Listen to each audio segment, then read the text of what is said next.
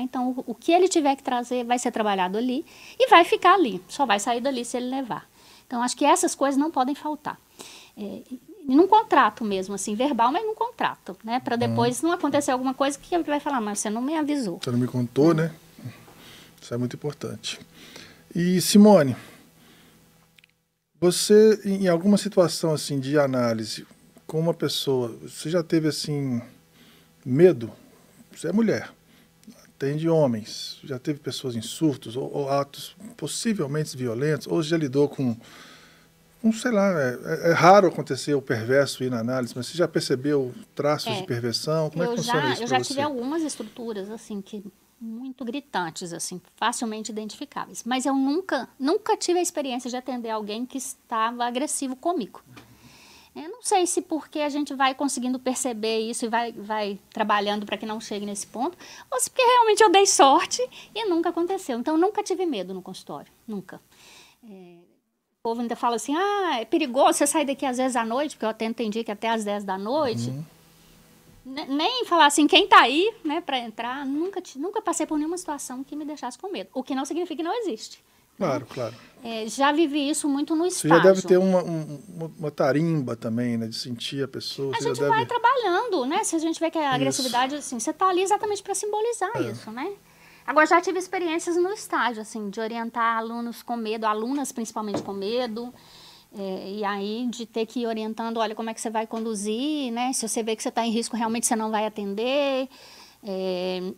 Mas, assim, nunca chegou em extremos, não. Acho que o caso mais extremo que já aconteceu foi de um adolescente atendido por alunas minhas, e que ele falava da estrutura muito abertamente, assim. Então, ele falava assim, porque aquele menino na porta da minha escola, eu fico me enxergando, matando e tirando os órgãos dele. E elas chegavam lá apavoradas.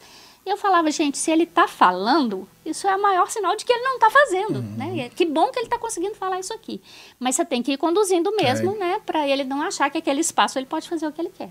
Então, tem hora que você tem que colocar limite, tem hora que você tem que, não, nós não vamos fazer isso, não é aqui, não é o lugar, para impedir que chegue nesse ponto. Sim. Pensando, não no diagnóstico, acho que isso também não é o mais importante, mas o personagem da série, Adolescência, ele tem sentimentos. Sim. Ele não está enquadrado muito na psicopatia ali, não, né? Eu costumo dizer assim, que o sintoma, ele não me fala da estrutura. O que me fala da estrutura é como eu lido com o sintoma. Ele faz aquilo em função de um sofrimento explícito e presente o tempo todo. Então, me parece muito mais uma neurose, onde a dor da falta foi tão grande. Explodiu, né? Explodiu, e o sintoma foi, vou apagar, né? A culpa está tão presente que ele apaga. Não fiz, né? Não matei, não fui eu. Então, me parece muito mais uma Tanto neurose. é que o último capítulo, quando ele liga para o pai e fala que vai mudar o... É a lei, o pai é a lei para ele. Né? Falou, e caramba, aí, assim, não tá suportando o peso, né? Ele liga para a lei e fala, pai, desculpa. Inclusive, ele assusta que tem mais gente lá, né? Porque ele ligou para o caminhão, né? Ele ligou para o telefone do caminhão, ele não ligou para o telefone da casa. Essa figura do pai é muito importante ali, né? Porque, assim, ele escolheu o pai para ser o representante dele, né? E a projeção que o pai faz, né? Porque o pai vem de uma história difícil e vai criar um filho e tenta fazer desse filho uma figura perfeita, mas diferente do que o pai fez com ele, né? Então, é uma relação realmente que vale a pena assistir e reassistir para analisar. Você falou rapidamente no passado aí, olha pra você ver, eu falei que passa rápido, estamos terminando, tá vendo? Como é que voa? Se deixar, a gente fica aqui... É bom bater papo, é sempre muito... Conversar é bom, né? É muito bom. Falar faz bem, né? Existe o estudo do Freud. Freud é muito ligado à mitologia grega, né? Sim. Tem o Édipo, tem o Narciso, tem o Eros, tem o Thanos, né? Tem a questão da pulsão de vida, pulsão de morte. E tem a parte do Édipo que, assim, pode ser achismo meu, porque eu ainda estou engateando, mas quando a gente vai no Édipo, a gente acha tanta coisa. Quando a gente cutuca ali nessa relação, né? De pai e mãe... Para explicar para o leigo, agora você está falando agora com os pais. Tá. Eu estou atendendo, por exemplo, um casal que, na verdade, só vem a esposa falar comigo que o pai chega em casa, esse é o cenário, o pai chega em casa cansado, trabalha pra caramba, o filho de 6, 7 anos dorme com a mãe e o pai não tem forças, diz o pai, de levar o filho para a cama. E deixa o filho dormindo com a mãe e o pai dorme na cama do filho. Eu falei, caramba, tá tudo errado. Deu pulo na cadeira, né? Aí ela falou, por quê? Aí eu falei, olha, o pai tem que exercer o processo da castração e tal. Como explicar isso para o leigo, esse processo fundamental? Eu acho que a primeira questão, Christian, é que não adianta explicar isso para o pai, para a mãe, para o filho. Você explica isso para o aluno que vai trabalhar com isso. Explicar é da razão. Não é explicar. Eu senti na pele, gente. Eu acho que você tem que devolver de acordo com o que ele te traz. E só assim faz sentido para ele. Né? Então, é tentar descobrir junto com ele o que é que se ganha e o que é que se perde com esse menino dormindo ali. Porque não é uma questão só do pai. É uma questão do pai que vai, é uma questão da mãe que possibilita que o pai vá, é uma questão do filho que está confortável ali. Né? Então, assim, é tentar, por meio da fala sobre a rotina dela, e devolvendo para ela os problemas que isso traz. Mas por que é tão importante fazer uma boa castração para que essa criança não vinha a ser um neurótico, um psicótico ou um pervertido? E aí, primeiro, eu vou te dizer o seguinte. O pai não tem que ser o pai. Tá? Porque quando você fala, o pai tem que pôr... O pai é função, mãe é função. A função da mãe é de satisfazer, é de suprir, né, de desejar. E a função do pai é de entrar nessa relação e romper. Então, se a mãe vai trabalhar e naquela hora o menino entende que a mãe deseja o trabalho e não ele, a mãe está fazendo o papel de pai. Né? Então, a primeira coisa, assim, não é necessariamente que o pai está dormindo na outra cama seja um problema. As funções têm que estar garantidas. Né?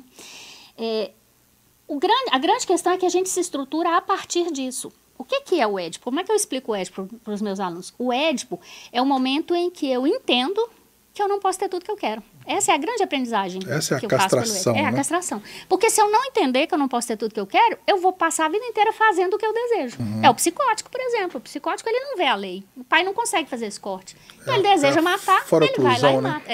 Ele vai lá e mata, porque ele deseja, para ele é o normal isso. Né? Não tem nenhuma instância que conseguiu dizer para ele assim, isso aqui não pode, isso está errado. Não existe lei. Não tem lei para ele. Então, assim, por isso é que é tão estruturante. É isso que eu preciso entender para quando eu escutar lá o discurso da mãe, do pai e do filho, eu entender onde estão os ganhos, onde estão as perdas e como é que eu vou devolver para sair daquele lugar.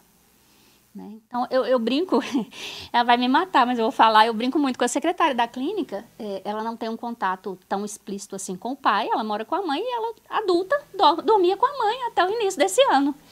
E aí, um dia, brincando com uma criança que eu atendo, eu falando, olha, Nicole, olha pra você ver, o que a gente vai fazer pra ele ir pro quarto novo que ele ganhou e tal? Aí Nicole falou assim, mas eu durmo com minha mãe até hoje. Aí, a partir daí, eu comecei a falar com ela, né? E ela conseguiu sair do quarto da mãe. Então, assim, não é nem o fato de dormir na cama com a mãe, não é essa questão física, né? Ainda que tenha um determinismo aí biológico.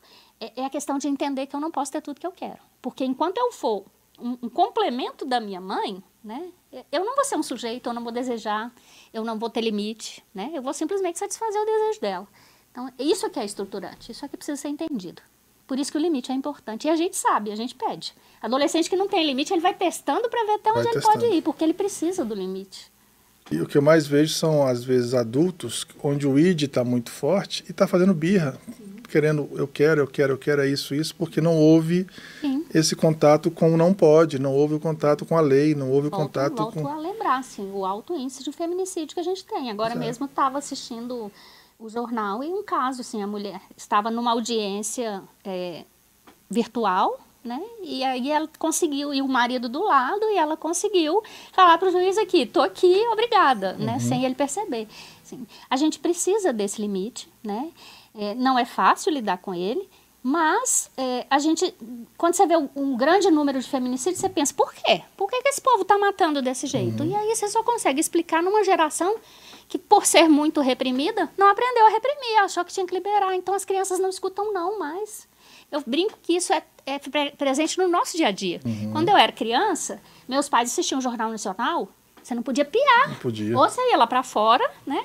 Ou você ficava sentado e calado. Tinha enquanto... o tal do... você lembra dessa visão? Eu lembro muito bem disso. Fica quieto que seu pai está chegando. Não tinha um negócio desse? A lei está vindo, gente, né? Não, vou contar pro seu pai. O pai está chegando. Então, peraí, arruma. O pai está chegando. É o horário do pai chegar, 6 horas, 7 horas, né? Então, tinha muito isso. Assim, a gente reverteu isso para o oposto, que é muito problemático também.